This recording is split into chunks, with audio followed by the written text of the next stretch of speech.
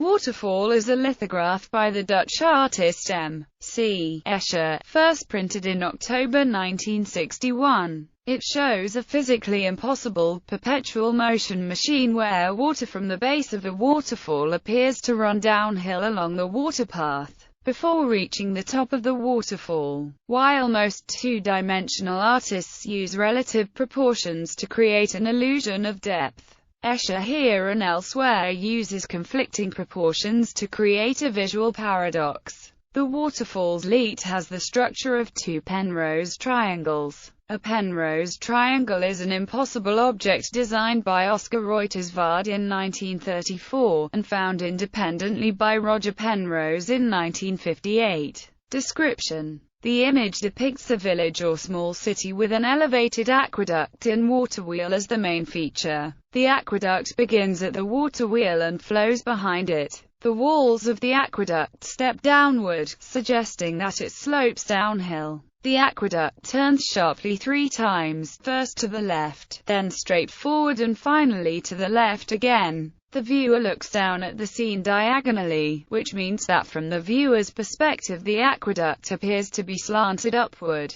The viewer is also looking across the scene diagonally from the lower right, which means that from the viewer's perspective the two left-hand turns are directly in line with each other, while the waterwheel, the forward turn and the end of the aqueduct are all in line. The second left-hand turn is supported by pillars from the first, while the other two corners are supported by a tower of pillars that begins at the waterwheel. The water falls off the edge of the aqueduct and over the waterwheel in an impossible infinite cycle. In his notes on the picture, Escher points out that some water must be periodically added to this perpetual motion machine to compensate for evaporation. The use of the Penrose stairs is paralleled by Escher's ascending and descending, where instead of the flow of water, 2 lines of monks endlessly march uphill or downhill around the 4 flights of stairs. The one on the left is a compound of 3 cubes. The one on the right is a stellation of a rhombic dodecahedron and is known as Escher's solid.